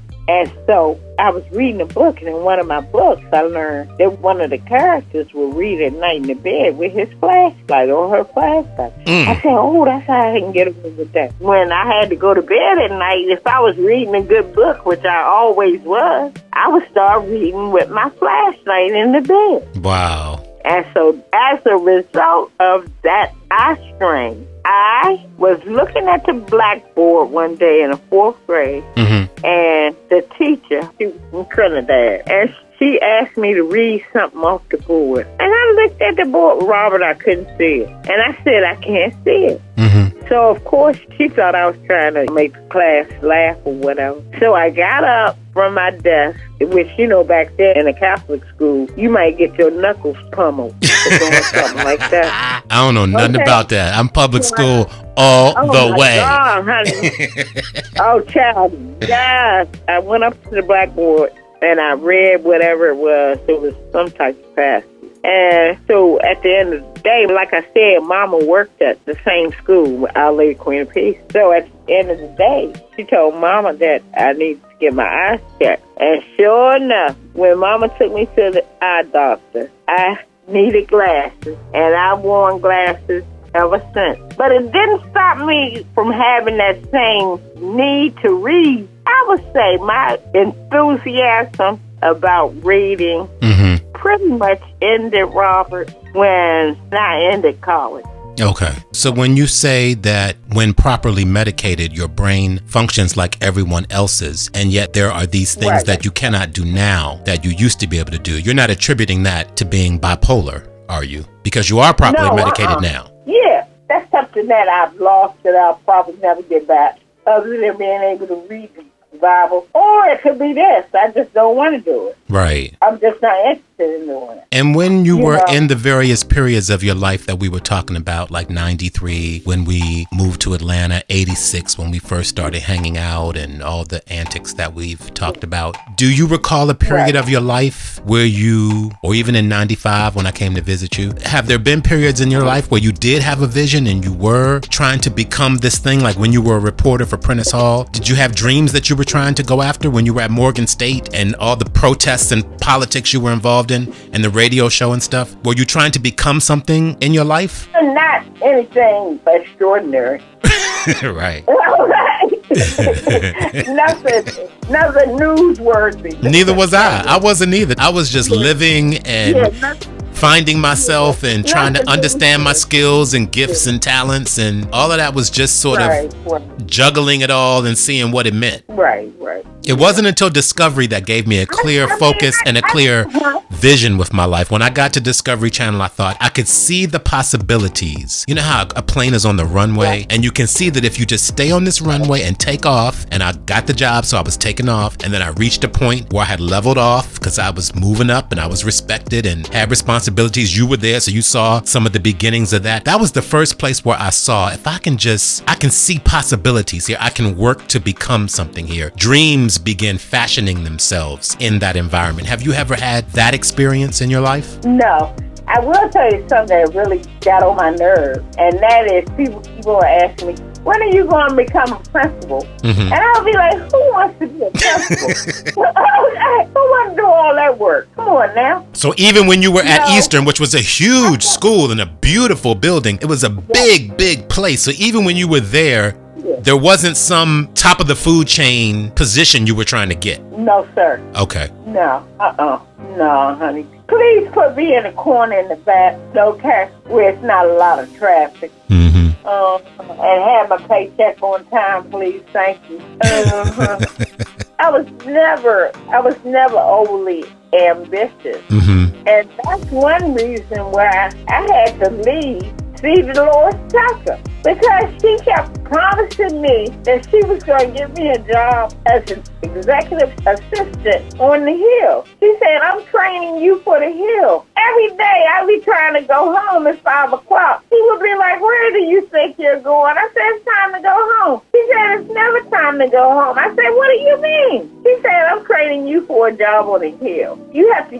get used to 10 and 12-hour days. I was like, oh, this woman, she is completely bonkers. Let's stay right there. Let's stay right there, because this is important. It's important soul stuff that we're talking about. I think it explains, for those who may be interested, how our paths sort of diverged in some sense. And this is something that I've always, and we're reflecting now that we're all these years beyond this time point, because this is over 35 years we're talking about ago. But I've always appreciated that relationships have always been important to you. The quality of your life and what you wanted to do and the people you wanted to hang out with and how you wanted to spend your time, that was more important to you, which was very different for me, because I haven't chose that. When C. Dolores said that to me in my life, I'd be like, no problem. I don't have a wife. I don't have kids. I'm all yours. What we doing? What's the mission? Let me dig in. And I went wholeheartedly into my profession. I was always the guy from the Urban League to Discovery Channel and all the other places I've worked. I'm always the first one there making the coffee and the last one waving all the married people with children goodbye at the end of the night. Because I'm working. Like, I knew that was going to be my life work. Right. And I can understand that and respect it. And to that end, I would say different strokes for different folks. Right. Different soul stuff. What we're made of, how we're built. Yeah. It's just different. I mean, that was an inherent part of you that you probably inherited from your father, because your father was a hard worker. Right. From having his own liquor store, right, working at that furniture company, selling gold jewelry, providing a beautiful home for his wife and family, making sure that y'all had all the material things that you needed. And I'm sure Sugar, I know him as Sugar. Right. I'm sure Sugar worked long hours to provide all that for you guys. He definitely wasn't doing it in no 9-to-5 situation. Just like my father, who died, tragically in that tree. Right. He had long hours.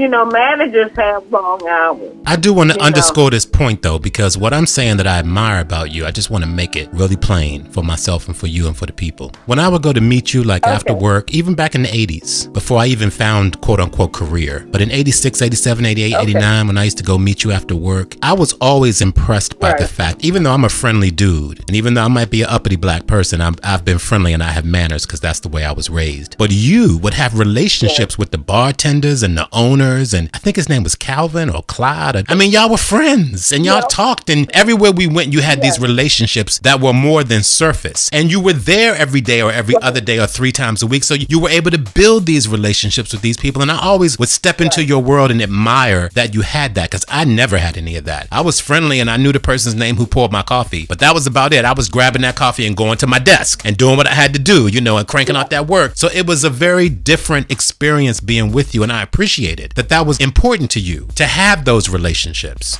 And it was very important to me, and it still is. The relationships that I have now are more quality-based. As you get older, you tend to send out those influences or people who aren't adding to your spiritual or mental growth. Let's stay there. I appreciate those experiences that you've had. I've had experiences too. I'm pointing out a distinction in our paths that I appreciate about you. You can learn life lessons from a wide variety of people. Right. And God throws people in your path for you to learn your lesson. I would rather have learned that lesson in my 20s than me in my 60s still trying to figure something out. I don't have those issues now because I'm clear on the lesson, or the lessons, I should say, that God was teaching me. And without those experiences, I would never have learned or gleaned what was being stated. you have to go through some stuff to get to some stuff. So true. So true. If you don't go through nothing, how you going to get something? Amen. Listening to you talk, it is remarkable to me that even though you and I did not meet until I was 20 and you were 25, we grew up within 2 miles of each other. We went to the same high school. Right. You were there 5 years before I was, the same high school. And as you tell your story of how you and your parents got to Prince George's County, you mentioned right around the time of 1966 that Vita and Walter lived on Minnesota Avenue, which was right around the corner from D Street where you lived. Minnesota Avenue, 3528 Minnesota Avenue Southeast, is the house that I was born into in 1966. In 1966, when I was born, my parents owned a house on the corner of Minnesota and Crawford Place in Southeast. It was 3528 Minnesota Avenue. That's where I was born. So our stories connected. Even at that time, I can go even deeper. You talked about your father working at Red Cross Shoes on F Street in downtown Washington. Right. My father worked at Julius Landsberg Furniture Company on 9th and F Streets. They may have even known each other. Wow. Two black men selling in retail at that level. They might have even crossed paths. We don't even know. So my point is that our stories intersected and crossed. Look how God was weaving those paths, even though we didn't know it. Exactly. You're 61, I'm 55. We're reflecting back on this. All of the information that you just gave is new for me. So this is the first opportunity that I have to reflect of how our paths were weaved together long before we physically even met one another. Isn't that something? It's amazing. It's amazing. It really is amazing. We walked the same street. Yes, we did. Yes, we did. That's the point.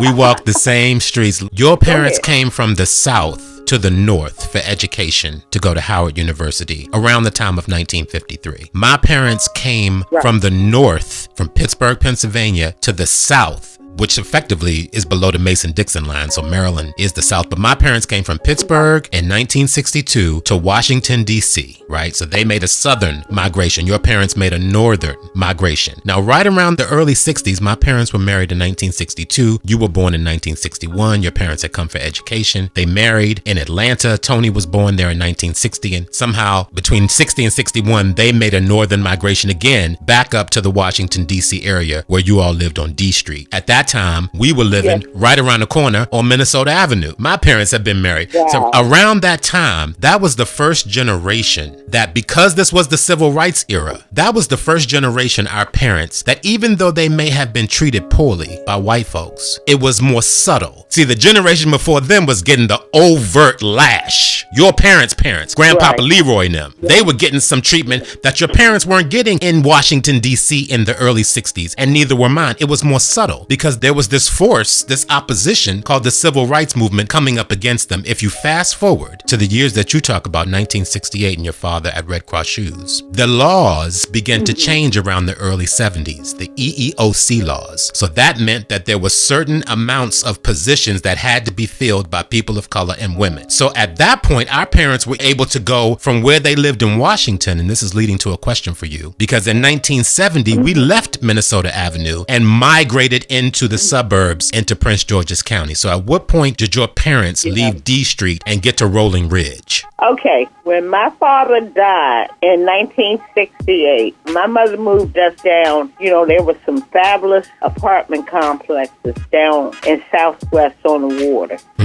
Mama moved us into an apartment in one of those buildings. As a matter of fact, that's where we met Hubert Humphrey. Every time Tony and I would go out riding our bikes, we would see Senator Humphrey and his wife. And we'd be like, hi, Senator Humphrey. That's when he was running for office, too. They would talk to Tony and I for like 15, 20 minutes. We were at that apartment in Southwest for a while, but Mama felt a need to immediately leave that area because she used to put our coats and uniforms in a dry cleaners down there in Southwest. And so one day she went to pick up our clothes, and the man behind the counter, back then, black people owned those establishments, and he told her that my coat had been stolen. So, you know, Mama he was tight. Money was tight. Right. So, do you know, about 2 or 3 days later, we saw a little girl with the coat on running down the street. Oh, I I was like, Mama, she got my coat on. From that apartment complex, we moved to Marlboro Plaza in D.C., Southeast D.C. Now, back then, Marlboro Plaza was another luxurious apartment complex. It was middle-class professionals. And that point in time, when we were living at Marlboro Plaza, that's when Mama began dating Calvin McKenzie. And so I would say we were at Marlboro Plaza. This was 1971 when she began dating him. Okay. And shortly after, they met and hit it off immediately. He hit it off with Tony and I. We were a family before it was legal. And I was calling Daddy before they got married. And so they began looking for houses. Sometimes they would take Tony and I, oftentimes they wouldn't, because when they would take Tony and I house hunting, Tony and I would get lost and be all in people's closets and just being nosy and being kids. Y'all were on an adventure. And so we was on an adventure, pal, looking for places to hide. Right. So anyway, one day, Mom and Daddy came home, and they said they found us a place on Roller Ridge Drive in Prince George's County, Maryland, and that we would be moving soon. And you know, back then, black people didn't rent no U-Hauls or nothing. You got movers with them big trucks. The movers came, and they packed everything up. All you had to do was have the box labeled what room stuff was supposed to go in. We moved into Prince George's County, Maryland. Back then, it was Seat Pleasant. Now they call it Capitol Heights. What year was this? This was 1972. 1972. Okay, so we got there on Edenville Drive in Prince George's County in 1970. January of 1970 is when we made that migration over from Minnesota Avenue to Edenville Drive. So that was a time when that migration was common. That was happening with a lot of black people at that time, because remember, in 68 that you talked about, that was the riots. It had burned out a lot of Washington. So a lot of black folks was looking to get out of there. And then these laws had changed and there were more corporate jobs available, and some money started opening up right around that time as a result of that destruction, I believe. And the early 70s is when that migration really kicked off. I'm going to tell you something about PG County. This is something that I learned from my godmother. Her family had been out here in PG County since before 65. So they was out here with rednecks. Wow. She said, Cal, when they started rioting in 68 in D.C., burning stuff down, this, that, and the other, she said those police formed a line in Coral Hills, Maryland, and across Central Avenue and across Pennsylvania Avenue. Every place where you could enter PG County from D.C., they were lined up, guns drawn. Right, you ain't coming in here with that. And that's why there were no riots in Prince George's County, because they wasn't having it. Right. They were not having it. But yeah, shortly after the riot began the migration. Yeah. And see, with the migration tend to be PG County, busing affected public junior high and high school because they wanted to even out the blacks and whites. So in the middle of my 6th grade year, I was bused from Linden Hill High School to Francis T. Evans on Andrews Air Force Base. And that was the first time in my life, Robert, that I had ever studied around that many white people before. You know what I learned from that experience was that they were no different from me. Right. Because up until that point in time, I had never interacted with white people like that. Even though I went to a Catholic school in D.C., there were only 2 white students in the whole school. Oh, wow, okay. Yeah, and I really didn't interact with. When I went to Francis T. Evans, I was like, they're not scary. Yeah, you can be yourself around them. It was a lot. It was a lot that I learned. It was a lot that I learned from Buster. And let me tell you one thing. Another thing, it was a lot that they learned from me because they learned how intelligent and well-read a black child could be. Because just like I had never dealt with white people, they didn't have the experience of black people. I busted all of their preconceived notions because I was the one getting all the awards. I was in everything. I played my flute. I was in acting. I was very versatile. I remember, I think it was the 9th grade, Mr. St. Ledger's government and politics class in Surrattsville Junior High School in Clinton, Maryland, where we were bused 30 minutes off along the Beltway when there was a junior high school. Walker Mill Junior High School was walking distance. I could walk up the hill through the path and be on the football field. Right. But I got bused 30 minutes on a bus all the way to Clinton, Maryland. So I hear you with the busing. Yeah. Yet another commonality. That busing for me started in the 1st grade. See, you were halfway through the 6th grade. I was halfway through the 1st grade at John Bain Elementary School, where I walked to school every day and came home for lunch every day and walked back to school every day and walked home at the end of the day every day. I had to leave there and stand at the corner and wait for a bus to go 2 miles down the road to Ritchie Elementary School. That was my first experience with busing. And then the second experience was with junior high school. So all of that being said, I hear you on the love of books and on the whole busing experience. I'll leave you with this memory. See if you remember this. Remember the pool party we went to and you scratched your knee going down the driveway and I passed out on the couch and they had to wake me up so that we could leave there the next day? Yes, sir. I remember this. At that pool party, you and I were sitting at a table and I forget who said it, but they could see the interaction that we had and they leaned over to us and said, y'all gonna marry one another because you should marry your best friend. Now, we didn't get married, but you ended up marrying your best friend when you married Kyle. Exactly. But do you remember that pool party when that person said that to us? Oh, yes. That was in Fort Washington. Yep. On that note, I thank you for your time. I thank you for your stories. Yes. I thank you for your patience. All that. And I look forward to talking to you on a more often basis. We'll do it again sometime soon. Oh, it's always so great. I love you. I love you back. Enjoy your day. Find yourself to love.